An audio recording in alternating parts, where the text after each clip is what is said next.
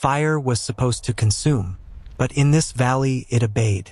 When archaeologists uncovered the blackened ruins, they found something that shouldn't exist. Footprints perfectly preserved inside molten rock, as if someone had walked through it while it was still alive.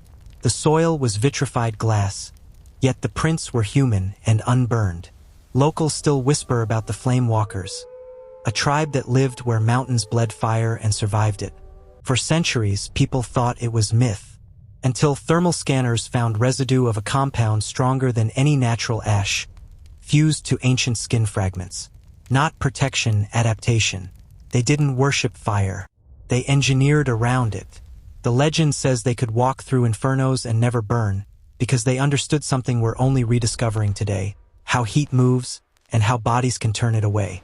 The fire didn't make them gods. It made them scientists before science had a name. They called themselves the Children of Ash. Their homes sat at the lip of volcanic plains, too close for comfort, too perfect for ignorance. The ground trembled daily.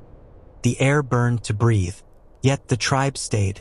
Over generations they developed not superstition but chemistry. They learned that certain volcanic minerals, obsidian dust, powdered gypsum, and lime salts, could be mixed with resin and plant oil to create a cooling paste that hardened into a flexible ceramic skin. They coated their hands, their tools, even the hides of animals with it. When exposed to flame, the mixture didn't ignite.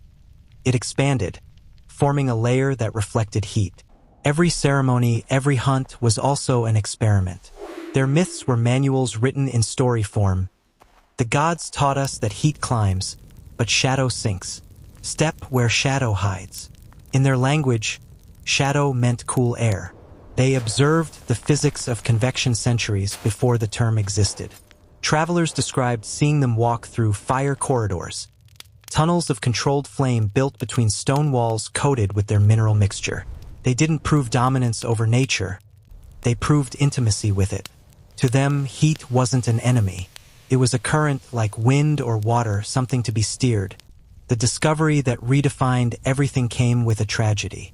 When a team tested a shard from the ruins, it reacted to humidity by releasing oxygen, self-cooling on contact with moisture. The compound wasn't just a coating. It was alive to the environment. The flame walkers had mastered thermal feedback, a primitive heat-reactive ceramic that could breathe. But that brilliance may have doomed them. Geological evidence shows an eruption bigger than any in regional record, thick enough to turn day into night. Their defenses worked against surface flame, not volcanic gas. Their cooling paste expanded so rapidly under new heat that it sealed their shelters like tombs. Some scientists believe they suffocated inside their own protection. Others think they walked deliberately into the eruption's mouth, accepting the sky's reset. Either way, they left behind ash engravings, silhouettes burned into walls showing people mid-stride through flame, not running but walking, like they'd solved pain, or transcended it. What's more unsettling is the residue still active after millennia. When rehydrated, it forms microscopic bubbles that repel infrared radiation, an ancient blueprint for modern flame-resistant materials. The same principles now guard spacecraft hulls and firefighter suits. The tribe didn't vanish for nothing. They turned survival into inheritance. Beyond chemistry lay psychology. To live with constant fire, the tribe redefined fear. Fire wasn't a disaster. It was rhythm. Their songs matched the pulse of eruptions, beats every 40 seconds as magma chambers exhaled. They meditated by standing close enough to feel skin sting, training nerves to endure until the burn reflex dulled. Ancient journals found by later settlers mention people who laugh at sparks. It wasn't arrogance. It was adaptation through controlled exposure. Some historians believe their priests studied animals that survived wildfires, ground owls, beetles, lizards, and imitated their behavior, covering bodies with soil, facing into wind, keeping mouths open to equalize pressure. Over centuries, these instincts became ritual choreography, teaching calm within chaos. Children were placed near fire pits early, coated with cooling paste, taught to breathe shallow and walk slowly, the opposite of panic. And there's a deeper twist. Murals show twin figures, one dark, one bright, circling a shared flame. The dark one steps in, the bright one steps out. Their cycle repeats. Scholars interpret it as energy exchange. Heat taken, heat given. They may have practiced a primitive form of thermoregulatory training, using breath control to direct blood flow, mimicking what modern science calls the diver's reflex. They didn't conquer fire, they joined its metabolism. At the volcano's rim stands their last carving, an open doorway of stone, smooth inside like melted glass.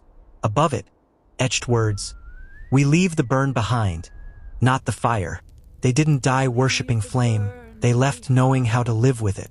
When researchers tested the soil, they found trace radiation lower than expected, proof that the ground still repels heat naturally. The land remembers.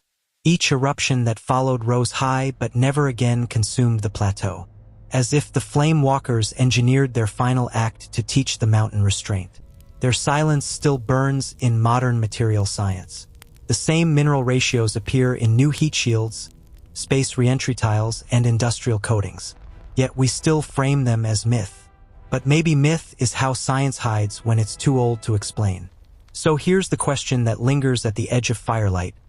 What if every legend of divine immunity, burning bushes, and scathed saints, firewalkers, is just memory of people who mastered heat itself? The flame walkers didn't fear destruction. They designed coexistence. And maybe, just maybe, that's the next secret we need to relearn, how to walk through crisis and come out glowing, not gone.